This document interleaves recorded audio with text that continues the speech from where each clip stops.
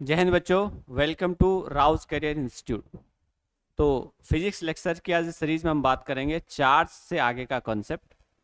आपको पहले बता दिया जाएगा, ये जो सीरीज है, इस सीरीज को आप क्यूट वाले जो बच्चे हैं जो आपका CUT का एग्जाम देने वाले हैं वो सीरीज को ज्वाइन कर सकते हैं। क्लास 12 के जितने भी बोर्ड वाले बच्चे हैं, स्टेट बोर्ड हो या आपका CBSE बोर्ड हो, ICSE बोर्ड हो, सभी बोर्ड के छात्र इस क्लास को अटेंड कर सकते हैं। तो आइए शुरू करते हैं आज का लेक्चर। हमने अपने प्रीवियस जो क्लास में जो पढ़ा था, मैं एक तो आपको रिकैप करा दूं। जो हमने पढ़ा था, हमने जो चार्ज का जो फंडामेंटल कंसेप्ट है, चार्ज है ना, आवेश के बारे में जाना। आवेश कैसे डेवलप किए जाते हैं, किसे पॉजिटिव चार्ज माना जाएगा, कैसे नेगेटिव चार्ज अक्वायर किया जाएगा। फिर हमने एक और ख़ास बात पे चर्चा की थी जो था प्रॉपर्टीज ऑफ चार्ज। एक आपका क्या था, प्रॉपर्टीज ऑफ चार्ज, यानी कि चार्ज के गुणधर्म पे बात की थी हमने। ठीक है, इसमें हमने चर्चा की थी। और जो तीसरी खास बात थी जो हमने बोला था, मेथड ऑफ चार्जिंग, इसमें हम चर्चा कर रहे थे। Method of charging, method of charging पे हम बात कर रहे थे। तो मेथड ऑफ चार्जिंग में हमने दो प्रकार के मेथड डिस्कस कर लिए थे, जिनमें पहला जो मेथड था वो क्या था हमारा, पहला जो मेथड था वो था बाई रबिंग, है ना। दो ऑब्जेक्ट जिनको आपस में रब किया जाएगा, या हम लिखते हैं इसको बाई फ्रिक्शन, है ना। जनरली इनसे इंसुलेटर चार्ज किए जाते हैं। कौन सी बॉडी पे पॉजिटिव चार्ज आएगा और कौन सी बॉडी पे नेगेटिव चार्ज आएगा, इसके लिए हमने परसों एक टेबल भी बनाई थी। उम्मीद है आप लोगों ने वो याद कर ली होगी, ठीक है। और सेकंड हमने पढ़ा था चार्जिंग बाई कंडक्शन, है ना। चार्जिंग बाई कंडक्शन, चालन विधि द्वारा, है ना। कंडक्शन का मतलब हुआ चालन विधि द्वारा कैसे बॉडी को या उदासीन बॉडी को चार्ज किया जाता है, इसके बारे में हमने चर्चा की थी। क्लियर है। तो ये हमारा समरी था जो हमने अपने प्रीवियस दो लेक्चर में कवर किया था। आज हम इसी लेक्चर को आगे कंटिन्यू करने जा रहे हैं। तो अब हम थर्ड मेथड पे बात करेंगे। थर्ड मेथड क्या है आपका, चार्जिंग बाई, है ना। जो तीसरे प्रकार का जो मेथड है वो है हमारा चार्जिंग बाई इंडक्शन, है ना। चार्जिंग बाई इंडक्शन, ठीक है। मतलब क्या हुआ सर, प्रेरण द्वारा, है ना। प्रेरण द्वारा आवेशन किया जाएगा यहाँ पे, है ना। इस विधि में नाम है इसका प्रेरण द्वारा आवेशन, प्रेरण द्वारा आवेशन। तो मतलब क्या हुआ, जरा सुने ध्यान से। इसका मतलब हुआ, यहाँ पे आपको कंसेप्ट याद रखने, बुलेट्स पॉइंट के फॉर्म में लिखा जा रहा है। पहला पॉइंट है ये विदाउट कांटेक्ट है, ध्यान रखेंगे। इसमें हम दो वस्तु को आपस में, दो ऑब्जेक्ट को आपस में कांटेक्ट नहीं कराते। ये विदाउट कांटेक्ट है, मतलब बिना संपर्क किए हुए, है ना, बिना संपर्क के, बिना संपर्क, है ना। यानी कि दो बॉडी को चार्ज किया जाएगा लेकिन दोनों को आपस में टच नहीं करवाया जाएगा, विदाउट कांटेक्ट, जैसे कि नाम है। दूसरा इसका पॉइंट ये है, दूसरा पॉइंट ये है सर कि यहां पे जरा सुने ध्यान से, अपोजिट, ध्यान से सुने, जो लिख रहे हैं वो आपको दिमाग में बैठाना है। Opposite nature of, opposite nature of charge developed, है ना। जो न्यूट्रल बॉडी पे चार्ज आएगा ना, opposite nature of charge developed होगा। मतलब ये कि आपका जो विपरीत प्रकृति का, विपरीत प्रकृति का आवेश उत्पन्न होगा, विपरीत प्रकृति का आवेश उत्पन्न होता है। ये है कंसेप्ट किसका, चार्जिंग बाय इंडक्शन। ध्यान रखेंगे, जो न्यूट्रल बॉडी चार्ज होगी ना, उस पे जो बाद में चार्ज आएगा वो अपोजिट नेचर का आएगा। कैसा आएगा हम चर्चा करेंगे अभी। तीसरा, इसमें ये जो हुआ है ना, जो चार्ज इंड्यूस्ड हुआ है ना, आपका जो चार्ज इंड्यूस्ड हुआ, ध्यान से सुनेंगे आप, इसमें जो चार्ज इंड्यूस्ड होगा वो होता है due to polarisation, due to polarisation. क्या मतलब हुआ सर, मतलब ये हुआ कि जो चार्ज उत्पन्न होगा ना वो ध्रुवीकरण के माध्यम से होगा, है ना, जो चार्ज आवेश ध्रुवीकरण की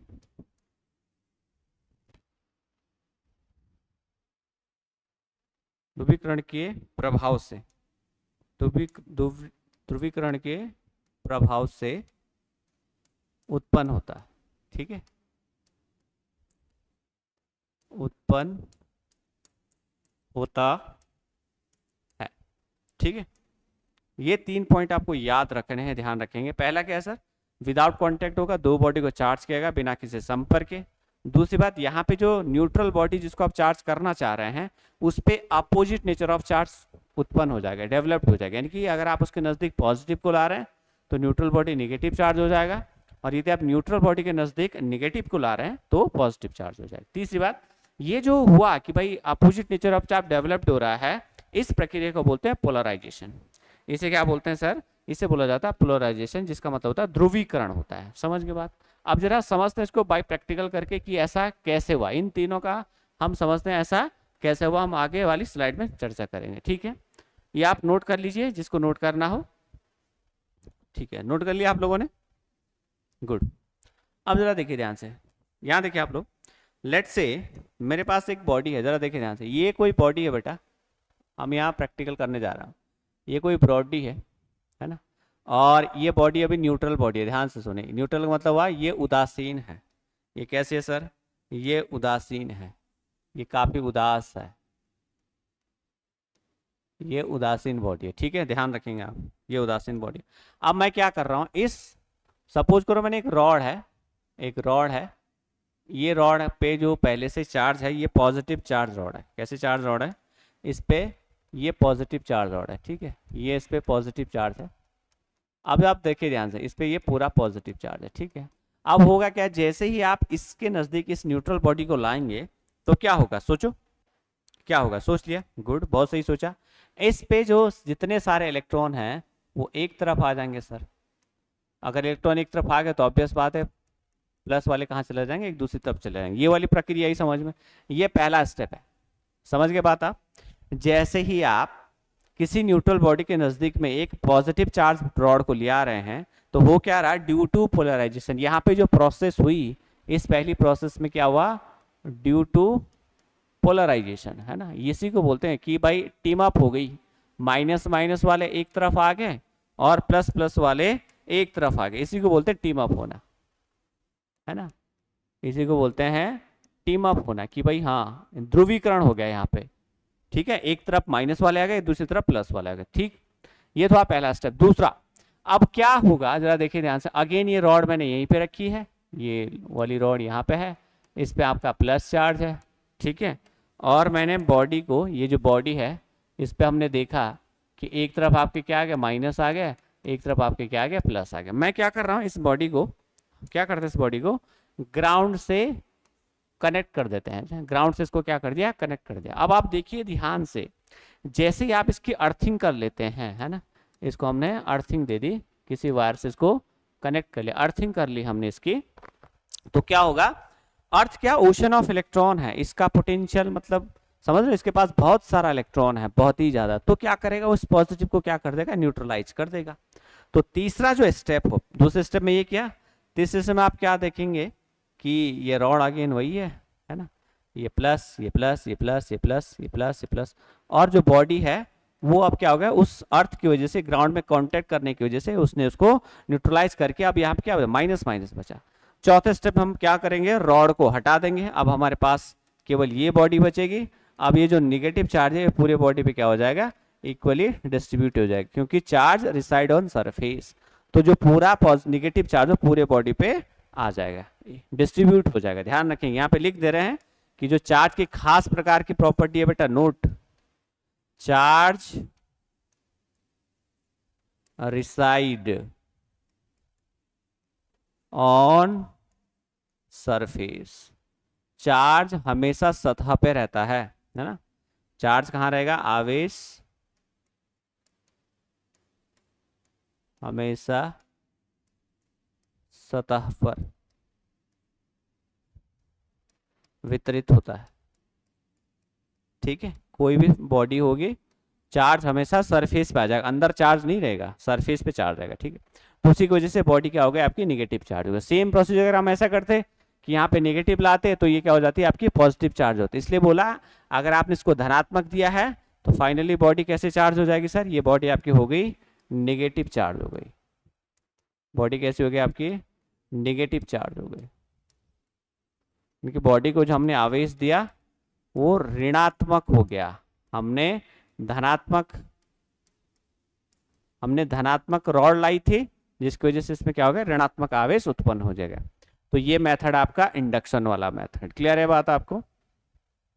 तो जो 3 पॉइंट हमने लिखाए थे अभी ये आपको दिमाग में रखने हैं। ये जो लिखे हमने 3 पॉइंट, इन्हीं 3 पॉइंट का हमने यहाँ पे देखा कैसे कैसे सर आपका ये हुआ। ठीक है, पहली प्रोसेस, दूसरी प्रोसेस, थर्ड एंड फोर्थ वाली प्रोसेस कंप्लीट हो गए। क्लियर है? तो इसको फटाफट आप नोट करिए। ठीक है, नोट कर लिया आप लोगों ने? चलो वेरी गुड। अब हमारा अगर चार्ज वाला कॉन्सेप्ट खत्म हो चुका है तब हम समझते हैं अब नया कॉन्सेप्ट जिसको हम समझेंगे कूलम्स लॉ, है ना। हमारा जो नया टॉपिक है वो है हमारा कूलम्स लॉ। कूलम्स लॉ, ठीक है, ये आप ध्यान रखेंगे। कूलाम का जो नियम है, ठीक है, कूलम्स लॉ मतलब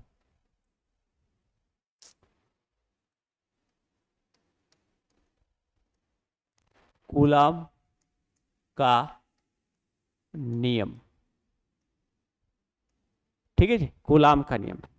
तो कूलाम ने क्या कहा जरा देखिए ध्यान से। पहली बात, इसके मैं लिमिटेशन लिख दे रहा हूं। पहली बात क्या क्या कब लगाएंगे कूलाम लॉ पहले पता होना चाहिए। पहली बात, कूलाम लॉ कहां लगेगा सर, ध्यान रखेंगे जो आपके होने चाहिए चार्ज, आपके चार्ज कैसे होने चाहिए, पॉइंट चार्ज होने चाहिए। ध्यान रखेंगे आपके जो आवेश है वो पॉइंट चार्ज होने चाहिए, है ना। ऐसा नहीं होगा कि बहुत बड़ा आपने एक प्लेन सरफेस ले लिया या बहुत बड़ी आपने एक रॉड ले ली या बहुत बड़ा आपने एक स्फीयर ले लिया। पॉइंट चार्ज, है ना, बिंदु आवेश, ध्यान रखेंगे। पॉइंट चार्ज का मतलब हुआ बिंदु आवेश। पहली बात समझ गए, बिंदु आवेश होना चाहिए। दूसरी खास बात क्या है सर, दूसरी खास बात है ये जो चार्ज है एट रेस्ट होना चाहिए, है ना। चार्ज विराम में होने चाहिए। चलते हुए चार्ज पे कूलम्स लॉ नहीं लगेगा। यदि दोनों चार्ज मूव कर रहे हैं तो कूलम्स लॉ वहां पे नहीं लगा सकते, आप ध्यान रखेंगे। केवल चार्ज रेस्ट पे होने चाहिए। तीसरी जो खास बात है, तीसरी खास बात क्या है सर, दोनों चार्ज के बीच की जो डिस्टेंस है, डिस्टेंस बिटवीन, मैं BW को क्या बोलता हूं, बिटवीन टू चार्जेस, दो चार्ज के बीच की जो डिस्टेंस है लाइज, कहां से कहां तक लाई करनी चाहिए वो, 10 की पावर 15 मीटर से लेके 10 की पावर -15 मीटर, ये आप ध्यान रखेंगे। कहां से कहां लाई करनी चाहिए सर, ये बात आप ध्यान रखेंगे। दो चार्ज के बीच की जो डिस्टेंस है वो 10 की पावर 15 मीटर से लेके 10 की पावर -15 मीटर तक होनी चाहिए। यदि ये तीन कंडीशन कहीं पे हैं, बिंदु आवेश है, दोनों चार्ज रेस्ट पे हैं, और तीसरी बात दोनों के बीच का जो डिफरेंस है इस कंडीशन को सेटिस्फाइड कर रहा हो, तो इन दैट केस हम क्या कहते हैं जरा देखिए ध्यान से, फिर कूलाम जी कहते हैं। ये समझ में बात, ये पॉइंट नोट किया आपने। फिर हम ले रहे हैं अब वही कि भाई ये दोनों चार्ज हैं, ठीक है, ये दोनों चार्ज हैं यहाँ पे। ये पॉइंट पे आपका एच, ये ए पॉइंट है और ये आपका बी पॉइंट है। ध्यान से सुनेंगे, यहाँ पे हमारा चार्ज है Q1, ठीक है, और यहाँ पे हमारा चार्ज क्या बेटा जी Q2। इन दोनों चार्ज के बीच की जो डिस्टेंस है वो हम लिख रहे हैं R से। दोनों चार्ज के बीच की डिस्टेंस क्या लिख रहे हैं, R से। तो कूलाम जी कहते हैं यदि दो चार्ज रेस्ट पे हैं, यदि दो चार्ज रेस्ट पे हैं तो हमेशा इन दोनों चार्ज के बीच में एक फोर्स लगेगी, इन दोनों चार्ज के बीच में एक फोर्स लगेगी जिसे बोलते हैं क्या बोलते हैं इसको, इलेक्ट्रोस्टैटिक फोर्स। इन दोनों चार्ज के बीच में हर समय क्या लगेगी, एक इलेक्ट्रोस्टैटिक फोर्स लगेगी। इसको बोलते हैं विद्युत स्थैतिक बल। क्या बोलते हैं इसको, विद्युत स्थैतिक बल। दोनों चार्ज जो रेस्ट पे हैं उनके बीच का एक डिस्टेंस है जो इस कंडीशन को सेटिस्फाइड करता है, और ये दोनों चार्ज पॉइंट चार्ज भी होने चाहिए, तो इनके बीच में हर समय क्या लगेगी, फोर्स लगेगी, और उस फोर्स का नाम है इलेक्ट्रोस्टैटिक फोर्स। पहली बात क्लियर हुई बात, उस फोर्स का नाम क्या है, इलेक्ट्रोस्टैटिक फोर्स। अब हम इस फोर्स के, कूलम्ब्स ने कई सारे एक्सपेरिमेंट करने के बाद इस फोर्स की वैल्यू बताई कि फोर्स की वैल्यू कैसे कैलकुलेट की जाएगी, वो वैल्यू हम अगले स्लाइड में कैलकुलेट करेंगे। ठीक है, ये नोट करिए आप, फटाफट आप नोट करिए। क्लियर है, चलो चलें आगे। ठीक, तो अगेन मैं वही डायग्राम बनाने जा रहा हूँ, कोई नई बात नहीं है। ये वो चार्ज है, ठीक है, ये चार्ज है, ये ए पॉइंट है और ये आपका बी पॉइंट है। ठीक है, यहाँ पे हमारा Q1 चार्ज है और यहाँ पे हमारा Q2 चार्ज है। इन दोनों चार्ज के बीच का जो सेपरेशन है वो हमने R लिखा हुआ है। समझ गए बात? तो कूलाम ने कहा इन दोनों चार्ज के बीच में लगने वाली जो फोर्स है, वो लिख रहे हैं यहाँ पे, इन दोनों चार्ज के बीच में जो लगने वाली फोर्स है वो फोर्स डायरेक्टली प्रोपोर्शनल है दोनों चार्ज के प्रोडक्ट के, दोनों चार्ज के मैग्नीट्यूड के प्रोडक्ट के। यानी कि दोनों चार्ज की जो मल्टीप्लाई करेंगे, जितनी ज्यादा मल्टीप्लाई करके वैल्यू आएगी उतना ज्यादा आपका क्या रहेगा, फोर्स रहेगा। यानी कि F is directly proportional to the product of charge, है ना। क्या लिखेंगे, जो आपका ये जो फोर्स है, ये जो बल है, ये समानुपाती है, ये जो बल है ये समानुपाती है, समानुपाती, इसको थोड़ा सा रिविजन करके लिखते हैं, बल दोनों आवेशों के, दोनों आवेशों के गुणनफल, गुणनफल के परिमाण के, परिमाण के समानुपाती होता है, समानुपाती होता है।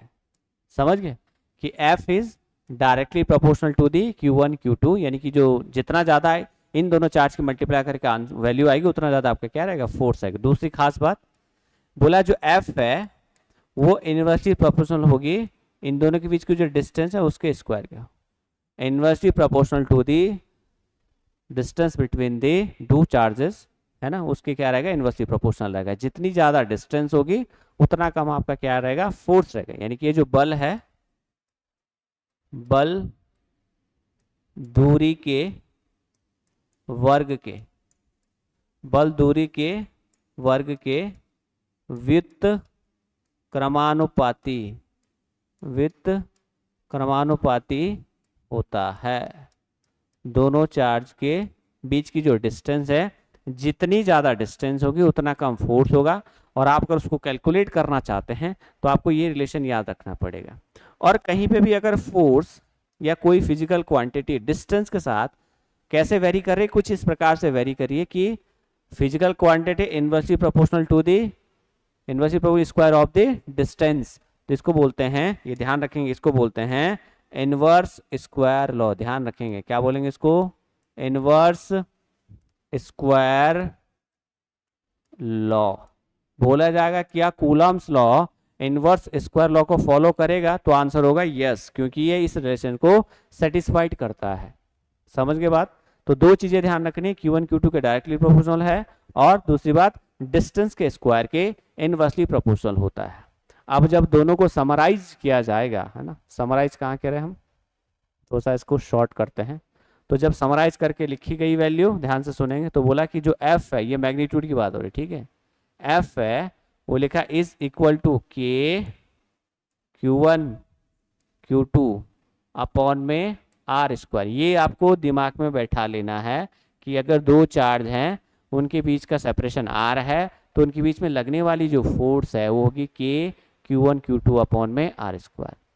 यहाँ पे K को क्या बोला गया, समानुपाती नियतांक बोला गया, है ना। वेयर, यहां लिख रहा हूं मैं, where capital K is proportional constant, है ना, क्या बोलते हैं इसको, प्रोपोर्शनल कांस्टेंट। एक और खास बात, अभी हमने ये जो सिस्टम ऑफ चार्ज है ये हमने अज्यूम किया ये वैक्यूम में है। ये कहाँ पे बेटा, ये निर्वात में है, यहाँ पे कोई माध्यम नहीं है अभी। तो जब माध्यम नहीं है उस केस में जो फोर्स लग रही है उसकी वैल्यू निकाली गई है। और निर्वात के लिए इस के की जो वैल्यू लिखी जाती है, इस के की जो वैल्यू है वो होती है 1/4πε0। और इसकी जो वैल्यू होती है वो होती है 9 × 10⁹ newton metre square upon coulomb square. ये वैक्यूम के लिए के की वैल्यू होती है, समानुपातिक कांस्टेंट की वैल्यू इतनी होती है 9 × 10⁹ newton metre square upon coulomb square होती है। क्लियर है बात? अभी हम चर्चा करेंगे। मुझे पता आपके मन में क्या डाउट है, सर ये एप्सिलॉन नॉट क्या है ना, कैसे लिखा गया है, उस पर हम अगली वाली स्लाइड में बात करेंगे। तो फिलहाल आपको ध्यान रखना है ये जो मॉड ऑफ एफ है, यानी कि एफ की वैल्यू की बात हो रही है, डायरेक्शन की बात नहीं हो रही। ध्यान से सुने, क्यों सर मैं बार बार बोल रहा हूँ डायरेक्शन और क्योंकि ये जो एफ है ना, एफ, इसके पास दो चीजें हैं। एफ के पास कितनी चीजें हैं? दो। एक तो वह मैग्नीट्यूड है ना, एक तो वह मैग्नीट्यूड परिमाण, और एक होती है डायरेक्शन, है ना। क्योंकि फोर्स कैसी क्वांटिटी है? फोर्स एक वेक्टर क्वांटिटी, इसके पास direction as well as magnitude होता है। तो ये मैग्नीट्यूड निकालने का तरीका है कि दो चार्ज के बीच में कितनी फोर्स लगेगी, उसका तरीका है K Q N Q two upon are square. ये याद होना चाहिए, K Q N Q two upon are square, K Q N Q two upon are square. K क्या है आपका? 1/4πε0 है, जिसकी value 9 × 10⁹ newton metre square upon coulomb square है। तो किसी किसी बोर्ड एग्जाम में इसकी वैल्यू लिख देता है और किसी किसी बोर्ड एग्जाम में नहीं लिख देता, तो आपको सीधे इसकी वैल्यू याद करनी है। क्लियर? चले आगे, चले, नोट किए, ठीक है। तो हम चर्चा कर रहे थे 1/4πε0 पे। तो यहाँ पे ε0 क्या है उसकी बात कर रहे थे। यहाँ पे बेटा जो ε0 है इसको बोलते हैं परमिटिविटी। इसको क्या बोलते हैं? परमिटिविटी ऑफ फ्री स्पेस, यानी कि वैक्यूम की बात हो रही, परमिटिविटी ऑफ फ्री स्पेस है ना। एप्सिलॉन इसको बोलते हैं निर्वात की विद्युतशीलता। क्या बोलते हैं इसको?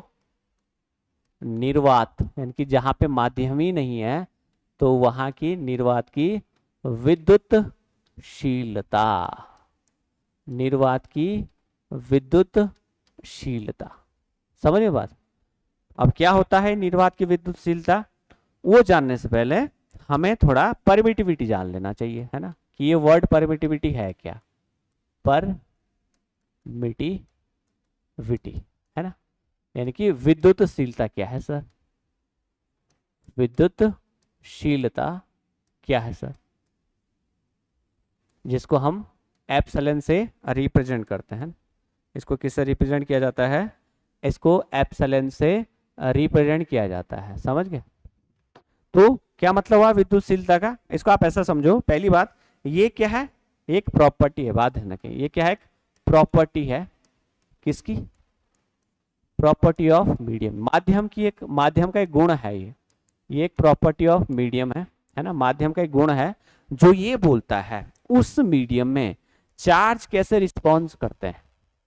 सपोज करो, माना एक मीडियम आपका वाटर है और एक मीडियम आपने क्या ले लिया? एयर ले लिया सपोज। तो एयर में अगर आप जैसे सपोज करो ये चार्ज है मेरे पास, एक इस पे भी चार्ज, इस पे भी चार्ज, सेम सिस्टम को अगर सपोज करो मैंने एयर में रखा, तो हमने देखा अगर इन दोनों का अपोजिट नेचर ऑफ चार्ज है, सपोज लेट्स से इनका अपोजिट नेचर ऑफ चार्ज है, मैंने इनको एयर में रखा, तो मैंने देखा इन दोनों बीच में जो फोर्स ऑफ अट्रैक्शन लग रहा है वो कुछ ऐसे लग रहा है। सपोज इस रेट से इस तरफ आ रहे हैं, इस रेट से।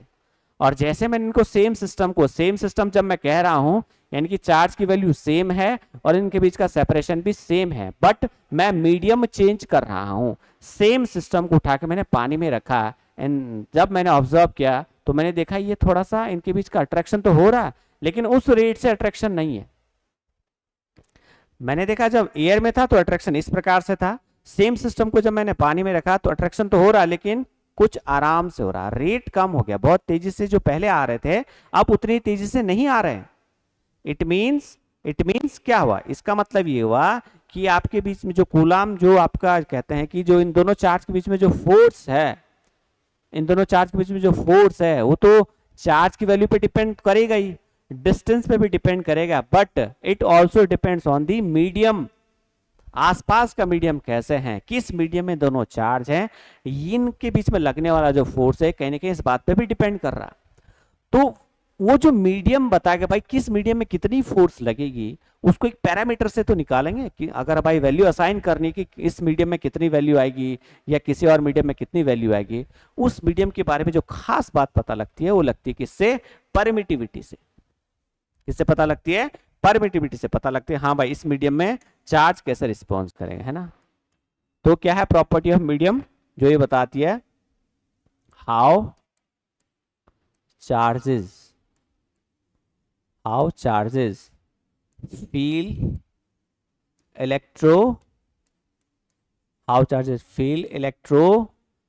electrostatic force, है ना, कि आपके जो आवेश हैं, है ना, आवेश कैसे विद्युत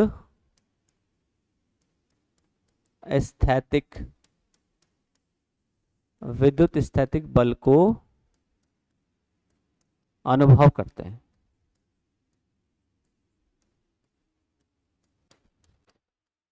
ये बात बताती कौन, परमिटिविटी। समझ के बात। अब अगर हमें किसी मीडियम की परमिटिविटी चाहिए, है ना, अगर हमें किसी मीडियम की परमिटिविटी चाहिए तो हम डायरेक्टली उसको मेजर नहीं कर सकते। एब्सोल्यूट पता करना इतना आसान काम नहीं है, किसी भी चीज का एग्जैक्ट वैल्यू बताना किसी की बस की बात नहीं। तो हम क्या करते हैं, रिलेटिव निकाल लेते हैं। रिलेटिव का मतलब ये हुआ कि भाई वैक्यूम के कंपेयर में वो कितना परमिटिविटी अलाउ करता है, वैक्यूम के कंपेयर में उस मीडियम की कितनी परमिटिविटी है। इसको एक सिंगल टर्म से बताया जाता है जिसको बोलते हैं रिलेटिव परमिटिविटी। क्या बोलते हैं उसको, रिलेटिव परमिटिविटी। रिलेटिव परमिटिविटी इसको बोलते हैं आपेक्षिक विद्युतशीलता। क्या बोलते हैं इसको, आपेक्षिक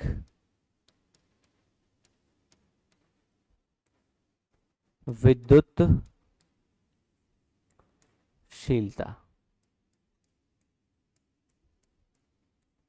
और किससे रिप्रेजेंट करते हैं इसको, इसको रिप्रेजेंट किया जाएगा किससे, एप्सिलॉन आर से, है ना।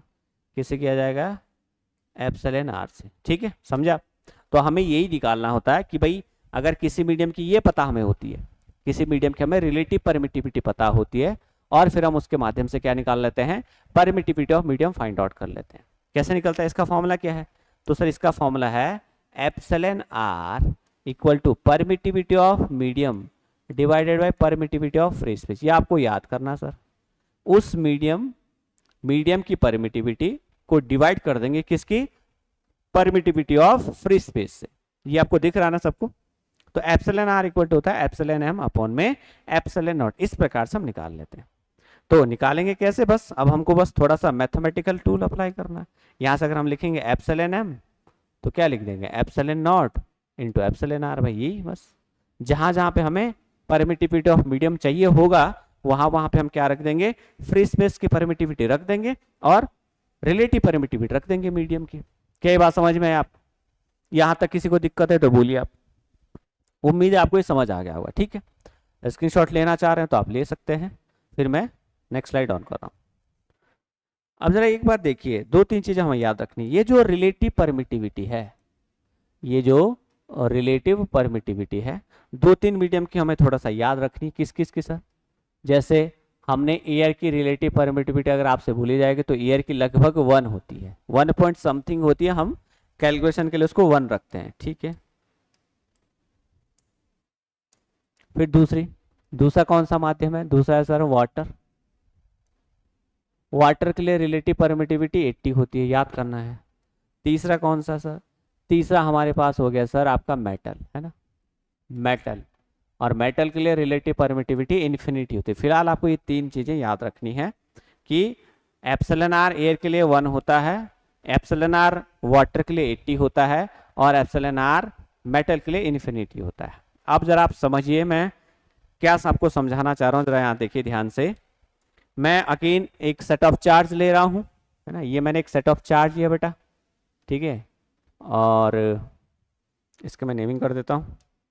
ये यहाँ पे ए पॉइंट है और ये यहाँ पे बी पॉइंट है और ये इनके बीच का सेपरेशन आर है, ठीक है।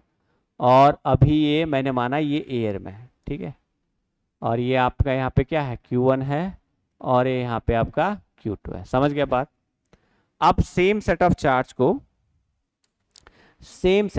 को मैं एक बार पानी में भी ले जा लेता हूँ, है ना। ये सेम सेटअप चार्ज को मैंने एक बार पानी में ले गया, ठीक है। वो नहीं, एक मछली पानी में गई ऐसा वाला नहीं, यहाँ पे ये वाटर है, यहाँ पे मीडियम क्या है, वाटर है। समझ गए, इतनी बात आपको क्लियर है। अब अगर देखिए इसके बीच का अगर मैं फोर्स लिखना चाहूँ, यहाँ देखें बोर्ड पे देखें प्लीज, इसके बीच का अगर मैं फोर्स लिखना चाहूंगा एफ एयर, तो मैं यहाँ पे लिख रहा हूँ एफ बाई कहाँ है, मीडियम एयर में। अगेन के की वैल्यू कितनी होती है, 1/4 पाई एप्सिलॉन एम, क्योंकि परमिटिविटी ऑफ मीडियम आ गया, क्योंकि मीडियम क्या आ गया, एयर आ गया। क्या लिखेंगे, Q1 Q2 upon are square. कोई दिक्कत यहाँ तक किसी को कोई दिक्कत, मेरे ख्याल से दिक्कत नहीं होनी चाहिए। अब अगर मैं क्या कर रहा हूं, एफ एयर लिख रहा हूं, जरा बताना 1/4 पाई, क्या मैं epsilon naught into epsilon r ऐसा लिख सकता हूं बेटा? क्योंकि पिछली स्लाइड में हमने क्या देखा कि एप्सिलॉन एम की जगह हम क्या रख सकते हैं, epsilon naught into epsilon r रख सकते हैं। और थोड़ा सा अगर इसको मैं रीअरेंज करूं तो एप्सिलॉन आर ऐसे लिख सकता हूं 1/4 पाई एप्सिलॉन नॉट इंटू में क्या लिखूंगा, Q1 Q2 upon are square. क्या ये बात क्लियर है सभी को? इतनी बात क्लियर है सभी को? अब आप देखिए ध्यान से, अगर मैंने एयर लिया तो मुझे यहाँ एयर की परमिटिविटी रखनी पड़ेगी, और एयर की परमिटिविटी कितनी है, 1। तो यानी कि एफ एयर रिलेटिव परमिटिविटी कितनी है, एफ एयर के लिए तो यही फॉर्मूला बन जाएगा 1/4 pi epsilon naught Q1 Q2 upon are square. ये तो हो जाएगा एफ एयर। कोई दिक्कत? अगर मुझे लिखना है कि भाई वाटर में कितनी फोर्स लगेगी, तो मैं यहाँ पे क्या रखूंगा, रिलेटिव परमिटिविटी या वाटर की रिलेटिव परमिटिविटी पुट कर दूंगा। तो अगर मुझे एफ वाटर लिखना है, तो मैं लिखूंगा 1/, में क्या, एप्सिलॉन आर, क्या लिखूंगा 1/4 pi epsilon naught Q1 Q2 upon are square, क्योंकि रिलेटिव परमिटिविटी वाटर की अलग है। अगर आप गौर कर रहे होंगे, अगर आपने गौर किया होगा, इतनी ये जो वैल्यू है ना सर, ये तो एयर में भी है। देखो भाई एफ एयर में इतना ही है, तो क्या मैं एफ वाटर, जरा देखिए इस बात को आपको ध्यान रखना है, क्या मैं एफ वाटर को ऐसा नहीं लिख सकता, F air divided by relative permittivity? बताओ कोई दिक्कत यहाँ पे? एफ एयर तो उतना ही था भाई, 1/4 पाई एप्सिलॉन की वैल्यू क्या, 9 × 10⁹। Q1 Q2 उतने था जितना पहले था, आर भी उतना ही था। यानी कि यहाँ पे जब आप मीडियम को चेंज कर रहे हैं तब भी आपका फोर्स चेंज हो रहा है। क्यों? बिकॉज रिलेटिव परमिटिविटी चेंज हो गई। तो एक लाइन की बात है जो आपको बिल्कुल अब आपको दिल दिमाग में यहाँ पे बिठा के रखनी है कि जो फोर्स है, इलेक्ट्रोस्टैटिक्स फोर्स है, ये जो फोर्स है बेटा, ये आपको याद कर लेना चाहिए, inversely proportional to the relative permittivity. ये आपको याद कर लेना चाहिए बिल्कुल। जैसे जैसे रिलेटिव परमिटिविटी बढ़ेगी वैसे वैसे फोर्स कम होता जाएगा, कूलाम फोर्स की वैल्यू डिक्रीज होती जाएगी। और क्या सर, अगर आपसे पूछे इनके बीच का ग्राफ बनाइए, तो ग्राफ के लिए इस डिब्बे में हमें ग्राफ बना के दे रहे हैं आपको, जो आपको याद होना चाहिए, ठीक है। आपको ये ग्राफ बिल्कुल लर्न होना चाहिए। सॉरी,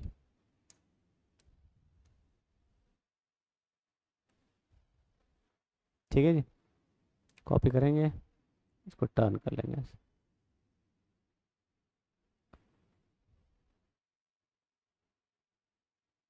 ठीक है, तो इस तरफ मैं दिखा रहा हूं फोर्स, इस तरफ मैं दिखा रहा हूं फोर्स, इस तरफ मैं दिखा रहा हूं रिलेटिव परमिटिविटी, और इनके बीच का जो ग्राफ है वो कुछ ऐसे जाएगा। याद करना है ग्राफ आपको, graph between relative permittivity and force. तो ध्यान रखेंगे ये ग्राफ है और ये रिलेशन है कि जैसे जैसे आपका रिलेटिव परमिटिविटी बढ़ेगा वैसे वैसे फोर्स कम होती जाएगी। क्लियर हुई बात आपको? नोट करिए, फिर हम आके आपको एक क्वेश्चन दे रहे हैं, आप उम्मीद है आप इसको जल्दी सॉल्व कर लेंगे। ठीक है, चले आगे, चलो ठीक है। अब जरा देखिए ध्यान से, सपोज एक सिस्टम ऑफ चार्ज है, हम अगेन यहाँ सिस्टम ऑफ चार्ज बना रहे हैं, बनाना जरूरी है। ये सिस्टम ऑफ चार्ज है बेटा,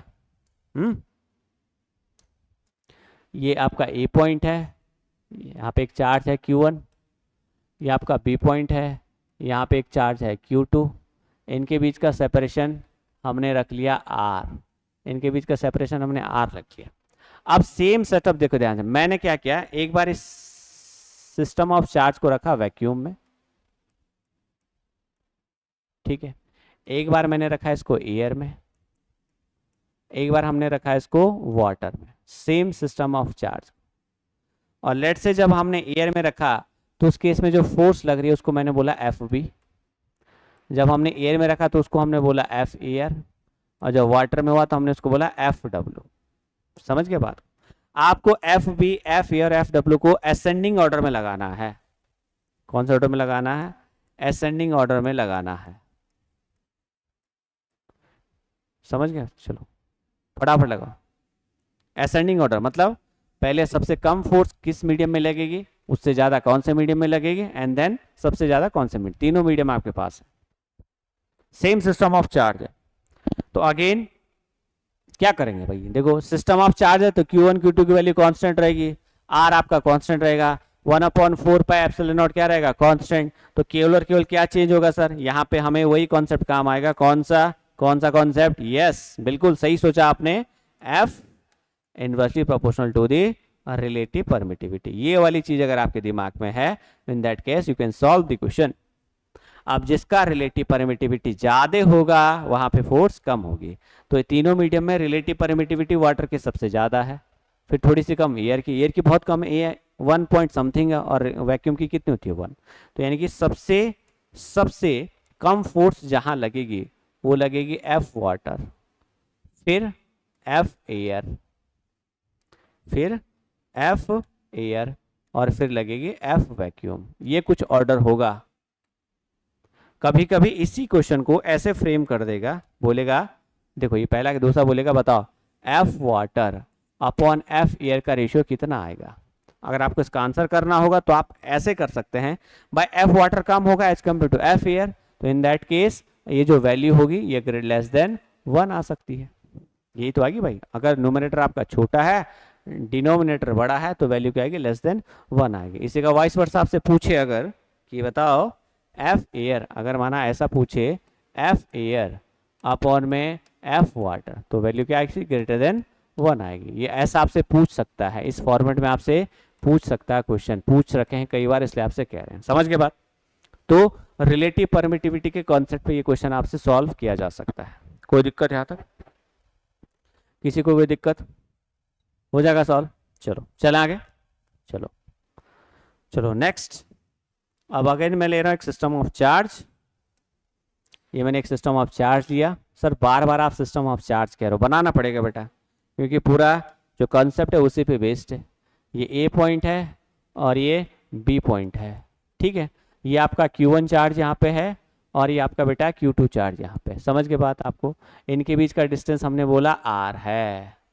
अब यहाँ पे कुछ चीजें हैं, क्योंकि आने वाले कॉन्सेप्ट को समझने के लिए हमें थोड़ी बहुत इन चीजों की जानकारी। पहले मैं लिख रहा हूँ, सपोज मैं लिखा F ऐसे लिखा, F12 ऐसे लिखा मैंने, इसका मतलब क्या हुआ, पढ़िए इसको, force acting on 1 due to 2। क्या मतलब होगा इसका, force acting on 1 due to 2, यानी कि पहले इस चार्ज पे जो फोर्स लग रहा है दूसरे फोर्स की वजह, दूसरे चार्ज की वजह से, सॉरी दूसरा, अगर ऐसा बोले force acting on 2 due to 1, इसको क्या पढ़ेंगे, फोर्स एक्टिंग ऑन 1 या force acting on Q1 charge, है ना, ऐसे पढ़ेंगे, force acting on Q1 charge due to Q2, ऐसे पढ़ेंगे, ठीक है। सिमिलरली आप यहां लिख सकते हैं force acting on Q2 charge due to Q1 पढ़ेंगे, ठीक है।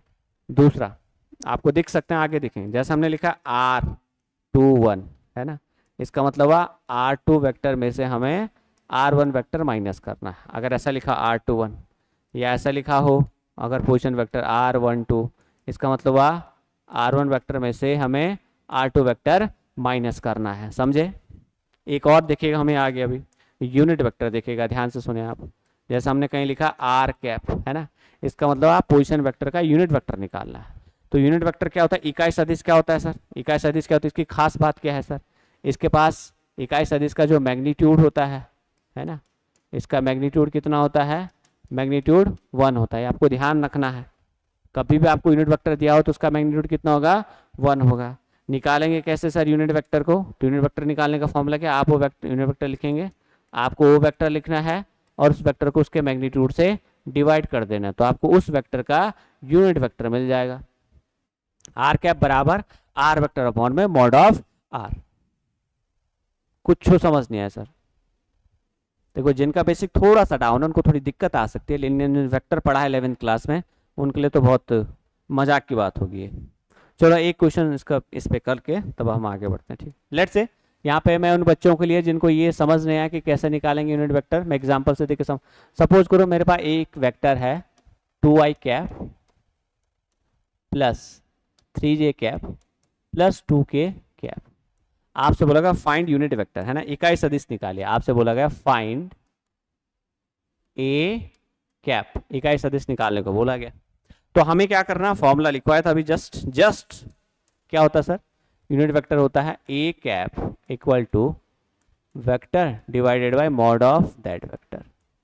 तो ए वेक्टर मतलब एज इट इज ये वेक्टर लिख देना, क्या लिखेंगे 2i cap plus 3j cap plus 2k cap upon में मॉड के लिए हम लगाएंगे अंडर रूट। देखो i के कोफिशिएंट का स्क्वायर, तो i का कोफिशिएंट कितना है 2, तो लिखेंगे 2 का स्क्वायर, j के कोफिशिएंट का स्क्वायर 3 का स्क्वायर, k के कोफिशिएंट का स्क्वायर 2 का स्क्वायर। ये तो बहुत आसान है सर, मैं पहले ही कह रहा था बहुत आसान है।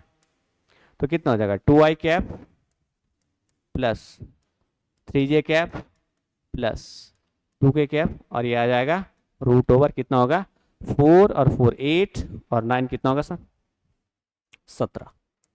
ये हो जाएगा आपका ए कैप। क्या बात क्लियर हुई आपको, कैसे यूनिट वेक्टर निकाला जाता है। यूनिट वेक्टर का काम क्या है सर, डायरेक्शन प्रोवाइड कराता है। मैग्नीट्यूड भले 1 होता है लेकिन ये डायरेक्शन को प्रोवाइड कराएगा, समझ के बात आप। तो जहां पे भी अगर हम F12 लिखेंगे आपको समझ जाना चाहिए force acting on 1 due to 2, F21 लिखूंगा तो force acting on 2 due to 1। ठीक है, कोई दिक्कत यहां तक, चले आगे, चलो आगे चलते हैं। अब सपोज करो एक सिस्टम ऑफ चार्ज अगेन, क्योंकि छोटी छोटी बातें सिखाना बहुत जरूरी है ताकि आगे हमें दिक्कत ना हो समझाने में, ठीक है। ये आपका ए पॉइंट है और ये आपका बी पॉइंट है। ए पॉइंट पे बैठा Q1 पॉजिटिव और बी पॉइंट पे बैठा Q2 पॉजिटिव, इनके बीच का डिस्टेंस है R। आप जरा देखिए ध्यान से, अगर मुझे जैसे देखो ये पॉजिटिव है और ये भी पॉजिटिव है तो दोनों पे क्या लगेगा रिपल्सन, दोनों पे क्या लगेगा रिपल्सन। तो भाई ये वाला चार्ज इसको धकेलेगा इस तरफ ऐसे, थोड़ा सा मैं कलर चेंज कर लेता हूं, ये वाला चार्ज धकेलेगा Q2 को इस तरफ और Q2 को Q1 को Q2 धकेलेगा इस तरफ, ऐसा दोनों पे क्या लगेगा रिपल्सन। तो अगर मैं इस फोर्स को लिखूं, इस वाली फोर्स को, तो मैं लिखूंगा force acting on 2 due to 1। समझ गया बात को, यानी कि फोर्स किस पे लग रही है Q2 पे लग रही है इस तरफ, और ये वाला क्या हो जाएगा force acting on 1 due to 2। समझ गए बात, आपको ऐसे ही लिखना। लेट्स से अगर ऐसा होता, अगर ऐसा होता, अगेन ये सिस्टम ऑफ चार्ज है, यहाँ पे आपका ए पॉइंट है, यहाँ पे आपका बी पॉइंट है, ये Q1 आपका पॉजिटिव है और ये Q2 आपका बेटा निगेटिव है। अब इनके बीच में जो फोर्स लगती है वो कैसे लगती, फोर्स कुछ ऐसे लगती, अट्रैक्शन हो जाता, फोर्स ऐसे लगते इनके बीच में, है ना, इस तरीके से दिखाना। तो इसको क्या देखेंगे force acting on 2 due to 1, और ये क्या होगा force acting on 1 due to 2। ध्यान रखेंगे ये डायरेक्शन का बहुत बड़ा रोल है, आपको पता लगना चाहिए कि अट्रैक्शन कैसे लग रहा है और रिपल्शन कैसे लग रहा है, ठीक है, तभी हम आगे सीख पाएंगे। क्योंकि जहाँ पे फोर्स या ऐसी क्वांटिटी की बात आती है जो वेक्टर क्वांटिटी होती है, in that case direction is most important. हमें डायरेक्शन आनी चाहिए, हमें डायरेक्शन को समझना पड़ेगा कि डायरेक्शन किस तरफ है फोर्स की, दोनों फोर्स रिजॉल्व होकर कितना रिजल्टेंट देंगे और उस रिजल्टेंट का एंगल पहले वाले वेक्टर से कितना होगा, दूसरे वाले वेक्टर से कितना होगा। समझ गए बात, ये जो बेसिक है आपका वेक्टर वाला, ये क्लास 11 का पार्ट है और उम्मीद है आप लोगों ने पढ़ लिया होगा, और यदि नहीं पढ़ा तो आप घर जाके जरूर पढ़ें। क्योंकि यहाँ पे कहीं ना कहीं लगने वाला, जब हम प्रिंसिपल ऑफ सुपरपोजिशन पढ़ेंगे वहां पे बहुत ज्यादा इंपॉर्टेंट है, इसलिए ये वाला कॉन्सेप्ट आपको समझ में आ गया होगा। आने वाले लेक्चर में हम बात करेंगे किसकी, डायरेक्शन, वेक्टर फॉर्म लिखना सीखेंगे, कूलॉम्स लॉ का वेक्टर फॉर्म लिखना सीखेंगे, फिर हम बात करेंगे प्रिंसिपल ऑफ सुपरपोजिशन। तो आज के लिए बस इतना ही, धन्यवाद।